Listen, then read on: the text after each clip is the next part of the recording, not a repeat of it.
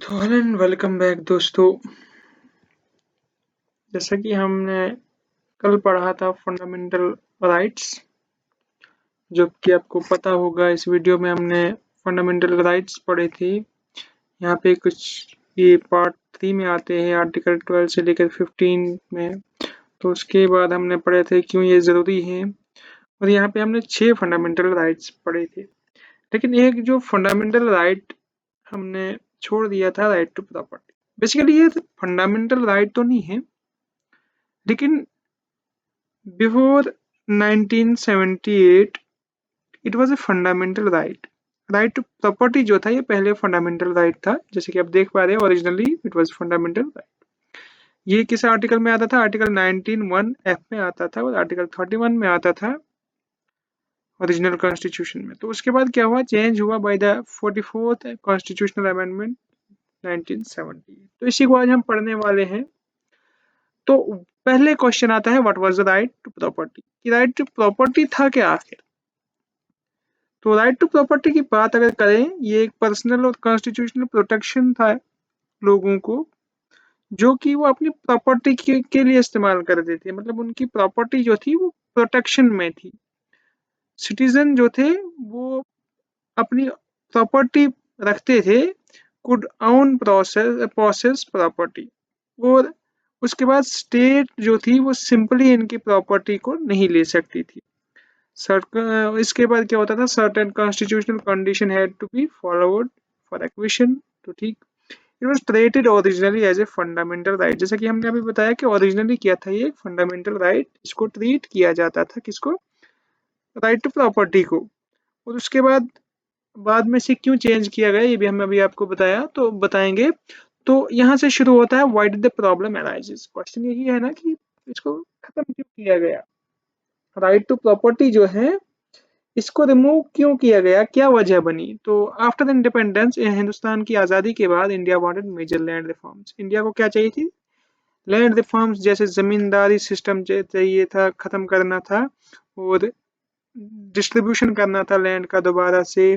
तो रिड्यूस करना था concentration of land ownership, social and economic equality पे ध्यान देना था। लेकिन ऐसा करने से जो प्रॉपर्टी ओनर्स थे वो चैलेंज करते थे many of these laws in court, क्योंकि ये जो राइट टू प्रॉपर्टी था ये फंडामेंटल राइट था। तो लोगों को चैलेंज करना आसान हो जाता था कोर्ट में, क्योंकि आर्टिकल 32 तो राइट ये फंडामेंटल राइट्स को प्रोटेक्ट करता है। तो इनको काफी मुश्किल होती थी कोर्ट के सामने जवाबदेही में। तो उसके बाद क्या हुआ? गवर्नमेंट क्या करती है? What did the government do to overcome difficulties created by property right? Legislation parliament made several constitutional amendment over time. तो इन्होंने टाइम टू टाइम क्या किया? कॉन्स्टिट्यूशनल अमेंडमेंट बनाए। तो ये अमेंडमेंट कोशिश करते रहे कि कैसे लैंड रिफॉर्म्स, या कैसे इन कंडीशन को, इस बुरी कंडीशन को या इस राइट को हटाया जाए या चेंज किया जाए। तो ऐसे ही कन्फ्लिक्ट खत्म, ये कंटिन्यू रहता है। तो बेसिकली ये कन्फ्लिक्ट था क्या? कन्फ्लिक्ट ये था कि इंडिविजुअल का ये प्रॉपर्टी राइट जो था, ये लोग चाहते थे कि स्ट्रांग प्रोटेक्शन हो इनकी प्रॉपर्टी की। वहीं पे ये गवर्नमेंट जो चाहती थी वो सोशल एंड इकोनॉमिक रिफॉर्म चाहती थी। वो जमीन को रिडिस्ट्रीब्यूट करना चाहती थी। Fundamental right could examine laws affecting it under fundamental right। तो ऐसे ही क्या होता है, ये जो कन्फ्लिक्ट कंटिन्यू रहता है, तो फाइनली पार्लियामेंट डिसाइड करती है कि change the constitutional status of right to property. तो उन्होंने एक रास्ता निकाला कि अब हम राइट टू प्रॉपर्टी जो है इसका कॉन्स्टिट्यूशनल स्टेटस ही बदल देते हैं। मतलब इसका जो स्टेटस है जब वही बदलेगा, तो ये आर्टिकल 32 के जरिए हमें कोर्ट में जवाब नहीं देना पड़ेगा, ये हमें चैलेंज नहीं कर सकते हैं। तो तब आता है 44th कॉन्स्टिट्यूशनल अमेंडमेंट 1978। तो ये कॉन्स्टिट्यूशनल अमेंडमेंट करता क्या है? तो ये एक नया चेंज, बड़ा सा चेंज लाता है। It repealed article 19(1)(f)। इसने आर्टिकल 19(1)(f) को रिपील कर दिया और आर्टिकल 31 को भी रिपील कर दिया। ऐसे हम सिंपल लैंग्वेज में कह सकते हैं एब्रोगेट कर दिया, खत्म कर दिया। और उसके बाद क्या होता है, removed the right to property from fundamental right. अब 1978 के बाद 44th अमेंडमेंट के बाद, कॉन्स्टिट्यूशनल अमेंडमेंट के बाद, इसे हम 44th अमेंडमेंट एक्ट 1978 भी कहते हैं। इसके बाद जो है राइट टू प्रॉपर्टी अब फंडामेंटल नहीं रहा, अब ये फंडामेंटल राइट नहीं रहा। अब इसको आर्टिकल 300 ए के अंदर right to property was no longer a fundamental right, अब ये फंडामेंटल ना रहा तो इसे क्या बना दिया गया, एक लीगल राइट।